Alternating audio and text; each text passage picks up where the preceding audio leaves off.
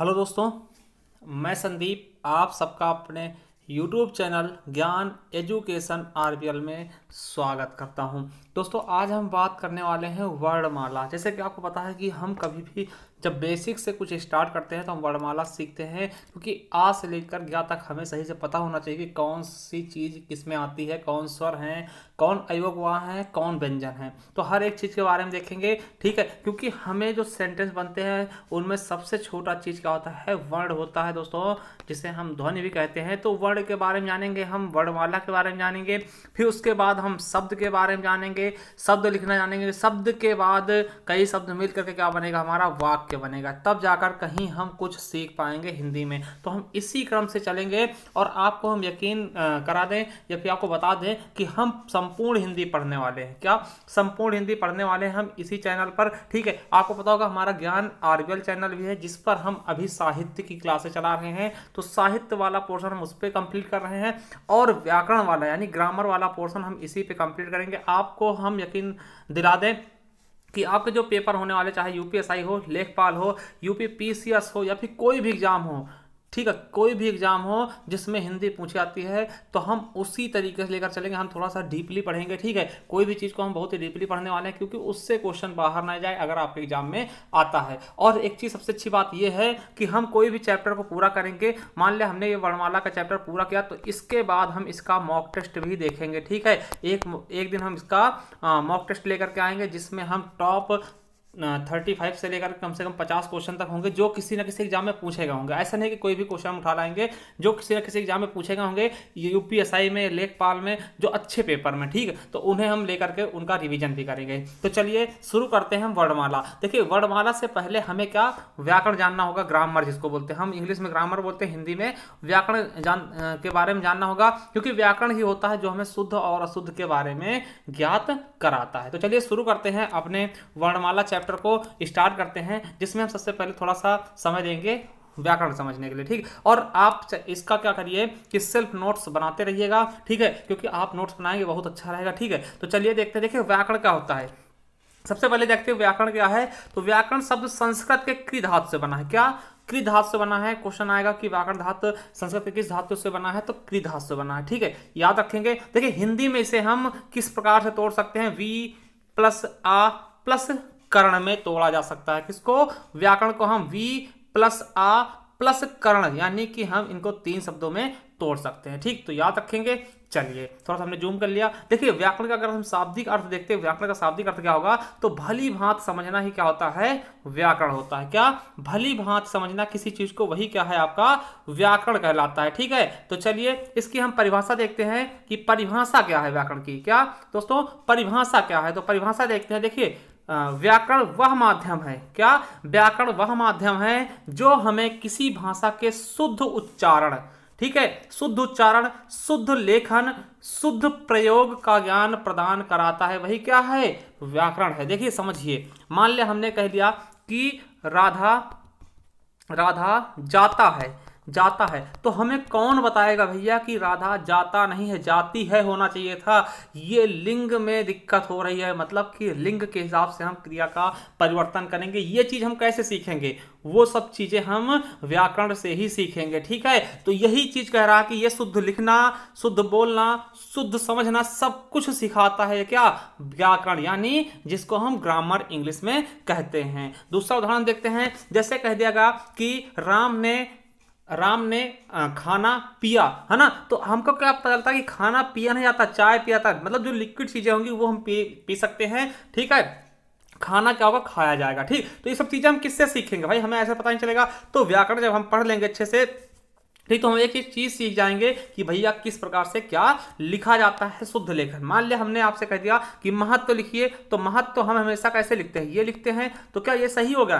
नहीं, बिल्कुल नहीं, ये क्या है, गलत है। महत्व क्या होगा दोस्तों, अगर हम व्याकरण पढ़ लेंगे अच्छे से तो क्या होगा, हमें महत्व लिखना भी सही से आ जाएगा। तो महत्व में क्या होते हैं, 2 ता होते हैं, ठीक है, 2 आधे ता होंगे, ठीक। तो ये चीजें भी आपको पता होना चाहिए। तो इस तरीके से हम बहुत सी चीजें सीखने वाले हैं। तो इसे ही हम किसके जरिए सीखेंगे, तो व्याकरण जरिए। इसीलिए हमें सबसे पहले व्याकरण सीखना जरूरी है, ठीक है। तो व्याकरण समझ में आ गया कि शुद्धता का ज्ञान कराएगा, वही क्या है, व्याकरण है। अब देखिए, व्याकरण के कितने अंग होते हैं? 3 अंग होते हैं। व्याकरण के कितने अंग होंगे? 3 अंग होंगे। व्याकरण के 3 प्रमुख अंग होते हैं। कौन कौन से? वर्ण विचार, शब्द विचार और वाक्य विचार। कितने दोस्तों? 3 अंग होंगे। वर्ण विचार पहला, फिर शब्द विचार, फिर वाक्य विचार, क्योंकि वर्ण से मिलकर शब्द बनेगा और शब्द से मिलकर के ही वाक्य बनेगा। तो इसी क्रम से हम भी इसको पढ़ते चलेंगे, देखते चलेंगे। ठीक है, तो चलिए देखते हैं। देखिए, हाँ, कोई भी चीज क्या है? वर्ण होगा। ठीक है, सबसे छोटी इकाई क्या होगी भाषा की? वर्ण होगी। पूछ ले जाए कि आपके व्याकरण की सबसे छोटी इकाई क्या है, तो आप वर्ण बता देना। ठीक है, वर्ण, कई वर्ण मिलकर क्या शब्द बना देंगे और कई शब्द मिलकर क्या बनाएंगे? वाक्य बनाएंगे। देखिए, सबसे छोटी इकाई क्या? वर्ण है और सबसे बड़ी इकाई क्या है? वाक्य है। पूछा जाएगा भाषा की सबसे छोटी इकाई वर्ण बता देना, भाषा की सबसे बड़ी इकाई आप वाक्य बता देंगे। और या फिर पूछ ले कि व्याकरण की सबसे छोटी इकाई वर्ण और व्याकरण की सबसे छोटी इकाई वाक्य। देखिए, हम थोड़ा समझते हैं, फिर इसके बारे में डीपली पढ़ते जाएंगे। ठीक है, तो देखिए वर्ण क्या है? देखिए, वर्ण क्या होता है? आ से, आ, छोटा आ से, मतलब कि स्वर और व्यंजन मिला के क्या वर्ण बनते हैं। तो टोटल 52 वर्ण होते हैं। छोटा आ, बड़ा आ, छोटी ई, इस तरह से लेकर के का, खा, खा, अंगा, इया और स्रा तक का, ज्ञा स्रा तक का। दोस्तों ये सब क्या है? टोटल 52 वर्ण हो जाते हैं। अब देखिए शब्द क्या होता है। तो शब्द देखिए इन्हीं वर्णों से मिल करके शब्द बनेगा। जैसे हमने लिखा क्या? राम। क्या लिखा? राम। ये देख ले हैं राम। तो राम में कितने शब्द वर्ण मिले हैं? देखिए, रा लिखा, पहले हमने छोटा, पहले रा लिखा, उसमें बड़े आ की मात्रा लगाई, फिर मां लिखा, फिर मां में छोटे आ की मात्रा। मतलब कि हम देखते हैं कि 4 वर्ण मिल करके एक शब्द का निर्माण कर दिया। मतलब राम जो बना है वो शब्द होगा। क्यों शब्द होगा? क्योंकि ये वर्णों से मिलकर बना है। ठीक है, और सबसे छोटी इकाई क्या होगी? अब जैसे मान ले ये आ है, तो आ अब नहीं टूट सकता। ठीक है, आ अब नहीं टूट सकता, यानी कि हम कह सकते हैं कि सबसे छोटा क्या है? आ है। आ को नहीं तोड़ सकते। वहीं पे राम, तो राम को हम तोड़ सकते भैया, रा कर देंगे, प्लस आ कर देंगे, प्लस मां कर देंगे और प्लस आ कर देंगे। ठीक है, तो बड़ा आ कर देंगे, सॉरी। ठीक, तो इस तरीके से हम बता सकते हैं कि सबसे छोटी इकाई क्या होगी? वर्ण होगी। ठीक है, तो वर्ण मिलकर के देखिए हमने राम बनाने के लिए 4 वर्ण का यूज किया, तो शब्द बन गया। ठीक है, अब देखिए इन शब्दों को हम अगर फिरो देंगे तो देखिए वाक्य बन जाएगा। देखिए, राम क्या है? एक शब्द है। आम क्या है? एक शब्द है। खाता भी एक शब्द है और है भी एक शब्द है। इनको मिला हमने एक वाक्य प्राप्त कर लिया, राम आम खाता है। तो सबसे बड़ी इकाई क्या हो गई हमारी? पता चल गया ना कि सबसे बड़ी इकाई क्या हो गया? हमारा वाक्य हो गया। ठीक है, तो इस प्रकार से हमें पढ़ना। देखिए, अगर आपको आता है तो आप परेशान मत होइएगा, क्योंकि हम क्या करेंगे? बेसिक तरीके से चलेंगे उच्च लेवल तक। ठीक है, ऐसा नहीं कि भैया हम कुछ छोड़ देंगे कि या आपको आता होगा, हमें क्या पता कि जो सब लोग देख रहे हैं सबको ये मालूम होगा। ठीक है, तो हम अपने हिसाब से चलेंगे। ठीक है, अगर आपको लगता है कि आपको आता तो आप बढ़ा करके आगे बढ़ सकते हैं। ठीक है दोस्तों, चलिए अब देखिए अगर हम बात करते हैं कि इन सब की, तो हम एक चीज कह सकते हैं जो हमने अभी तक सीखा है कि वर्णों के सार्थक योग से शब्द बनता है। जी बिल्कुल, हमने देखा राम में रा मिलाया था। ठीक है, फिर बड़ा आ लिया था, फिर मां देखा था, फिर छोटा आ। मतलब कि वर्णों के सार्थक योग से क्या बनता है? शब्द बनता है, तथा शब्दों के सार्थक योग से वाक्य का निर्माण होता है। जैसे हमने देखा राम घर जाता है या फिर राम आम खाता है, वाक्य बन गया। ठीक, तो ये चीजें हो गई। अब देखिए क्वेश्चन कहां से बनेंगे। ठीक है, क्वेश्चन कहां से बनेंगे? पूछेगा कि अव्यक्ति की सबसे छोटी इकाई। देखिए, अव्यक्ति क्या होता है? कोई चीज बातचीत करने की, बातचीत करने की सबसे छोटी इकाई क्या होगी? ध्वनि होगी। ठीक है, क्या? ध्वनि होगी सबसे छोटी इकाई अव्यक्ति की। क्वेश्चन आएगा कि अव्यक्ति की सबसे छोटी इकाई क्या होगी, तो आपको ध्वनि बता देना है, बिल्कुल भी सचुक किए हुए, मतलब कि आपको ध्वनि बता देना। ठीक है, अब पूछेगा भाषा की सबसे छोटी इकाई क्या होगी, तो वर्ण कह देना। ठीक है, भाषा की सबसे छोटी इकाई क्या होगी? वर्ण होगी। लोग वर्ण और ध्वनि लगभग एक ही होता है। ठीक, ये भी आप लोग याद रखेंगे। ठीक है, अब देखिए कि कहां पे आपको ध्वनि बताना है, कहां पे उसका आंसर आपको वर्ण बताना। देखिए, जब आपसे पूछेगा क्या कि भाषा की सबसे छोटी मौखिक इकाई, मौखिक क्या होता? बोलकर, मुख से, तो मुख से हम वर्ण तो कहेंगे नहीं, क्योंकि हम आ क्या होता? वर्ण होता। मगर जब इसको हम आ पढ़ते हैं तो वो ध्वनि निकलती, तो उसे हम ध्वनि कहते हैं। तो देखिए, मौखिक रूप से मतलब मुख से जो निकलेगी, तो उस हिसाब से पूछा जाएगा, तो आपको ध्वनि आंसर करना, ना कि वर्ण। ठीक है, क्वेश्चन आएगा कि भाषा की सबसे छोटी मौखिक इकाई क्या है? वर्ण, ध्वनि, अक्षर, कुछ भी देता तो आपको ध्वनि ही बताना है, ना कि वर्ण बताना है। नहीं तो आप समझ लो कि वर्ण और ध्वनि एक ही होता तो हम कुछ भी कर दें, ऐसा नहीं है। मौखिक में आपका पूछेगा तो ध्वनि बताना है, और वहीं पूछ ले कि भाषा की सबसे छोटी लिखित इकाई क्या है, तो आपको फिर वर्ण बता देना। ठीक है, तो ये चीजें आपको बिल्कुल अच्छे से समझना है। देखिए, और वहीं पर बात करते हैं कि भाषा की सबसे बड़ी इकाई, हमने बोला था भैया क्या होता है? वाक्य, क्योंकि वर्ण से मिलकर के क्या शब्द बनता है और शब्द से मिलकर के क्या बनता है? वाक्य। तो वाक्य से बड़ा कुछ नहीं होता दोस्तों। तो भाषा की सबसे छोटी इकाई क्या होगी? ध्वनि या फिर वर्ण हो जाएगी। और सबसे बड़ी इकाई पूछता है तो वाक्य आपको बता देना है। ठीक है, अब देखिए अर्थ के आधार पर भाषा की सबसे छोटी इकाई क्या होगी? देखिए अर्थ के आधार पर सबसे छोटी इकाई क्या होगी? शब्द हो जाएगी। ठीक, तो देखिए समझिएगा क्यों शब्द होगा, हमने वर्ण क्यों नहीं बताया। देखिए वर्ण क्या होता है? आ। अब आ का कोई अर्थ निकल रहा है? बिल्कुल नहीं निकलेगा। अब देखिए आ से हमने मान लिया आम बना दिया, आम, आम क्या होगा? शब्द होगा। अब शब्द का कुछ ना कुछ अर्थ निकलेगा। देखिए शब्द हमने लिखा आम, तो आम भैया जैसे आम आप बोलोगे आपके दिमाग में आएगा भाई आम एक फल होता है। ठीक है, आम क्या होता है? फल होता है। इसके बारे में आप बता सकते हैं, इसके बारे में आप लिख सकते हैं, इसका आप क्या कर सकते हैं? अर्थ निकाल सकते हैं। तो वही कह रहा है कि अर्थ के आधार पर सबसे छोटी इकाई क्या होगा? आपका शब्द हो जाएगा। ठीक है, अब वही बात कर लेते हैं कि भाषा के अर्थ के आधार पर इसके कितने भेद होते हैं? तो भैया शब्द और वाक्य केवल दो ही होंगे अर्थ के आधार पे दोस्तों, शब्द नहीं हो, सॉरी वर्ण नहीं होगा। वर्ण का कोई अर्थ नहीं निकलता। ठीक, वर्ण का कोई अर्थ नहीं निकलता, इसलिए वो अर्थ के आधार पर भाषा की इकाई नहीं होगी दोस्तों। अब देखिए एक क्वेश्चन और बनता है कि भाव या फिर भावार्थ के आधार पर सबसे छोटी इकाई क्या होगा? तो वाक्य ही होगा, एकमात्र इकाई क्या होगा? वाक्य। भावार्थ क्या होता है? किसी चीज का भावार्थ निकालना। भैया जैसे कह दिया गया कि राम घर जाता है, तो राम घर जाता है, इसका हम भावार्थ निकाल सकते हैं दोस्तों। ठीक है, राम का भावार्थ नहीं निकलेगा, राम का केवल और केवल क्या निकलेगा? अर्थ निकलेगा, भावार्थ नहीं निकलेगा। भावार्थ पूरे और पूरे वाक्य का निकलता है, इसलिए याद रखेंगे कि भावार्थ किसका निकलेगा? पूरे वाक्य का निकलेगा। ठीक है, अब देखते हैं वर्णमाला के बारे में। देखिए ये सब चीजें हमने बेसिक चीजें जानी हैं। अब हम चलते हैं पूरे निष्कर्ष पे, यानी कि हम बात करने वाले हैं किसके बारे में? वर्णमाला के बारे में। ठीक है, वर्णमाला के बारे में देखिए वर्णमाला होता क्या है समझिएगा। वर्णमाला क्या है तो आपको बताते हैं, वर्णों के व्यवस्थित समूह को ही क्या बोलते हैं? वर्णमाला बोलते हैं। व्यवस्थित क्या होता है? देखिए आपने बचपन से पढ़ा होगा। अब देखिए आ के बाद क्या?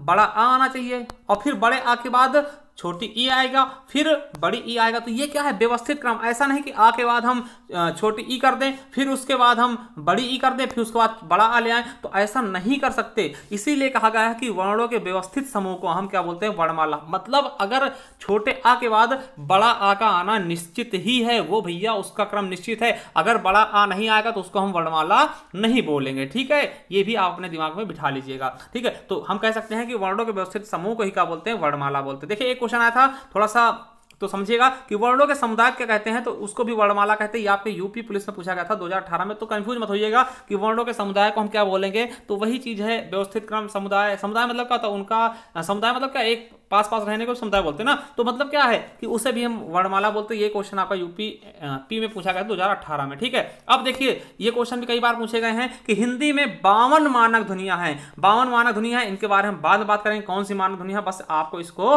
रट लेना है कि कितने वर्ण है टोटल, तो 52 है। ठीक है, कितने वर्ण है? 52 है। वर्ण को ही हम ध्वनियां भी बोलते हैं, तो मानक ध्वनियां कितनी है? 52 है। ठीक, तो ये याद रखेंगे। अब देखिए अब हम एक चीज और कह सकते हैं कि इन्हीं 52 वर्णों के व्यवस्थित समूह को क्या वर्णमाला कहते हैं। बिल्कुल, देखिए जो ये 52 वर्ण हैं, इन्हीं को हम एक क्रम से बिठा दें कि का के बाद खा आएगा, खा के बाद गा आएगा, गा के बाद घा आएगा, है ना। इस तरीके से अगर एक क्रम से बिठा दें तो उसी को हम 52 वर्णों के समूह को क्या बोल सकते हैं? वर्णमाला बोल सकते हैं। बिल्कुल सही, चलिए समझ गए होंगे आप लोग। ठीक है, अब देखिए वर्ण क्या होता है। देखिए वर्ण होता क्या है? उस मूल ध्वनि को वर्ण कहते हैं जिसका खंड ना हो। वर्ण को ही अक्षर बोलते हैं। अक्षर मतलब क्या? आ प्लस क्षर, दो शब्दों से मिलकर बनता है आ प्लस क्षर। क्षर मीन्स क्षरण और आ मीन्स नहीं, जिसका क्षरण ही ना हो, जिसका ह्रास ना हो, जिसको तोड़ा ना जा सके, वही क्या है दोस्तों? अक्षर है। यानी वर्ण क्या होता है? मूल ध्वनि को हम वर्ण कहते हैं। क्वेश्चन याद रखेंगे कि मूल ध्वनि को क्या बोलते हैं? हम वर्ण बोलते हैं। जिसको तोड़ा ही ना जा सके, इससे छोटा कुछ हो ही नहीं सकता, उसे क्या बोलेंगे? वर्ण बोलेंगे। और एक चीज हम आपको बता दें दोस्तों, ये हमारा ज्ञान आरबीएल दूसरा चैनल है, इस पर हम हिंदी साहित्य क्लासेस चला रहे हैं, तो उसे भी जाइएगा, सब्सक्राइब करिएगा। ठीक है, और वहां पर आप हिंदी साहित्य पढ़िएगा अच्छे से, और यहां पर आपको व्याकरण मिलेगा, यानी कि ग्रामर मिलेगा। और देखिए हम बहुत अच्छे से आपको पढ़ाने वाले हैं। तो चलिए अब आगे देखते हैं। वर्ण हम देख लिए। देखिए अब यहां से देखिए क्या है कि हिंदी में कुल वर्णों की संख्या कितनी है? 52 है। और वहीं पे क्वेश्चन पूछ ले कि हिंदी में कुल वर्ण लिपियां कितनी हैं, तो लिपियां भी कितनी हैं? 52 ही है दोस्तों। लिपियां क्या होती हैं आपको हम बताएंगे, इसकी एक अलग वीडियो बना देंगे कि लिपि क्या होती है दोस्तों, जिसे हम लिखते हैं वही क्या है? लिपि है। तो कितने वर्ण है? वर्ण ही लिपि की तरह हम प्रयोग में लाते हैं, जो हमको लिखते हैं तो वही क्या होती है? लिपियां होती है दोस्तों। तो 52 ही लिपियां हैं। ठीक है, चलिए अब देखते हैं वर्ण के भेद। तो वर्ण के भेद कितने हैं? तो वर्ण के 2 भेद हैं। कौन कौन से हैं? ठीक है, वर्ण के 2 भेद हैं। देखिए ये क्वेश्चन आपके यूपी ट्रिपल एससी वीडियो में पूछा गया था 23/12/2018 के क्वेश्चन पेपर में। देखिए इसमें थोड़ा सा कंफ्यूज मत होइएगा, इस तरह क्वेश्चन आते हैं, इसलिए हम इनको जानबूझ के आपके इसमें डाल रहे हैं कि ऐसे क्वेश्चन आपके एग्जाम में आए हुए तो आप इन पर सतर्क रहिएगा। ठीक, देखिए इसमें सीधा सा पूछ लिया हिंदी में ध्वनियां कितने प्रकार की होती है। अब कंफ्यूजन हो गई कि ध्वनियां क्या है भैया, है ना, तो ध्वनियां वर्ण सब वही हैं, कंफ्यूज नहीं होना। तो ध्वनियां के कितने प्रकार की हैं ध्वनियां, तो 2 प्रकार की। कौन कौन सी हैं, तो स्वर और व्यंजन। क्या दोस्तों, स्वर और व्यंजन, ये 2 प्रकार की क्या हैं, ध्वनियां हैं। तो इनके बारे में हम भी याद रखेंगे कि अगर पूछ ले कि हिंदी में कितने प्रकार की ध्वनियां हैं तो 2 प्रकार की ध्वनियां आपको बता देना है। ठीक है दोस्तों, ठीक है, तो कितनी ध्वनियां हैं, 2 प्रकार की ध्वनियां। अब देखिए इनके बारे में थोड़ा देखते हैं। देखिए अब हमने देख लिया सिंपल सा कि वर्ण, क्या वर्ण देखा, वर्ण कितने हैं टोटल। देखिए अब वर्ण कितने हैं टोटल, 52 हैं। ठीक है, 52 वर्ण हैं। कितने हैं दोस्तों, 52 वर्ण हैं। ठीक है, का आप आ से लेकर के फिर जाएंगे, ठीक, आ से लेकर के औ तक जाएंगे, ठीक, अंक आहा तक जाएंगे। ठीक है, इसमें आप अयोगवाह ले लेंगे, सब कुछ ले लेंगे दोस्तों, और उसके बाद का से लेकर के ज्ञा तक जाएंगे। तो टोटल जब हम मिलेंगे तो वह 52 वर्ण आपको प्राप्त होंगे। देखिए 52 वर्ण कौन कौन से हैं। अब देखिए इन्हीं वर्णों को हमने बताया है कि 2 भागों में बांट दिया। पहला क्या है, स्वर है, जिनकी संख्या कितनी होती है, 11। क्वेश्चन पूछेगा स्वरों की संख्या कितनी, तो आप 11 बता देना, और व्यंजनों की संख्या कितनी है, 33 बता देना। पूछेगा वर्ण के कितने भेद हैं, तो वर्ण के कितने भेद हैं, तब आप 2 बताना। 52 में बता देना। जब पूछेगा वर्णों की संख्या कितनी, तब आपको 52 बताना है। वर्ण के कितने भेद हैं, 2 बताना है। कौन कौन से हैं, स्वर है और व्यंजन है। अब यहीं पे क्वेश्चन पूछेगा स्वर के कितने भेद हैं, तो आपको 3 बताना। कौन कौन से, ह्रस्व स्वर, इनकी संख्या 4 होती है, दीर्घ स्वर, इनकी संख्या 7 होती है, और प्लुत स्वर। ठीक है, तो ये 3 स्वर हो जाते हैं दोस्तों। और वहीं अगर व्यंजन की हम बात करें, व्यंजन कितने प्रकार के होते हैं दोस्तों, तो व्यंजन आपके ये भी आपके कितने प्रकार के होते हैं, 3 प्रकार के। स्पर्शी व्यंजन 25 होते हैं, अंतस्थ व्यंजन 4 होते हैं, उष्म व्यंजन 4 होते हैं। दोस्तों इनके बारे में बहुत ही डीपली पढ़ेंगे दोस्तों। ठीक है, तो आज के लिए इतना ही काफी है। देखिए वर्णमाला में कम से कम भैया कम से कम 5 पार्ट तो बनेंगे, 4 से 5 पार्ट बनेंगे, 5 से कम नहीं बनने वाले, 5-6 पार्ट बनेंगे, क्योंकि बहुत ही डीपली हम पढ़ रहे हैं दोस्तों। इससे एक भी क्वेश्चन बाहर नहीं जाएगा। तो चलिए दोस्तों, अगर वीडियो आपको अच्छी लगी तो हमें जरूर कमेंट करके बताइएगा, क्योंकि उससे हमारा उत्साह बढ़ता है। ठीक है, तो हम नेक्स्ट पार्ट इसका लेके आने वाले हैं स्वर का। ठीक है, स्वर को हम कंप्लीट करेंगे। स्वर के बाद हम अयोगवाह देखेंगे, अयोगवाह के बाद हम देखेंगे आपका व्यंजन देखेंगे, व्यंजन के बाद हम अकारांत, इकारांत, उकारांत, ये सब चीजें देखेंगे। बहुत ही चीजें हमें देखनी है। ठीक है, अनुस्वार और जो भी हैं सब चीजें देखेंगे। इससे कोई भी पार्ट देखिए एक बार आप पढ़ लीजिएगा, फिर इससे भी कोई भी क्वेश्चन अगर बाहर आ जाए तो फिर हमें बताइएगा। ठीक है, तो चलिए थैंक यू, धन्यवाद। एक चीज हम आपको वो बताना चाहते हैं कि आप हमारे दूसरे चैनल पे जा सकते हैं, यहाँ पे ज्ञान आरबीएल पे। ठीक, उसका हम लिंक भी नीचे दे देंगे। ठीक, वहाँ पे जाकर के आप साहित्य की क्लास देख सकते हैं। ठीक, तो ये मान के चलिए आप हमारे चैनल पे अगर नए हैं, पहली बार देख रहे हैं, तो चैनल सब्सक्राइब कर लेना, क्योंकि इस पर हम संपूर्ण हिंदी कराने वाले हैं और इसका हम कल प्लेलिस्ट बना देंगे। ठीक, आज ही हम एक प्लेलिस्ट बना देंगे, हाँ, संपूर्ण हिंदी के नाम से, संपूर्ण हिंदी न्यू बैच 2021 के नाम से हम संपूर्ण बना देंगे बैच। और इस पर मान लिया आपने कभी वीडियो मिस कर दी तो आपको एक ही क्रम में लगी हुई वीडियो मिल जाएंगी, जिससे आप जाकर के पूरे अच्छे से तैयारी कर सकते दोस्तों। तो चलिए, अगर नए हैं तो चैनल को सब्सक्राइब करना मत भूलिएगा, और लाइक और शेयर करना भी मत भूलिएगा। थैंक यू, धन्यवाद दोस्तों।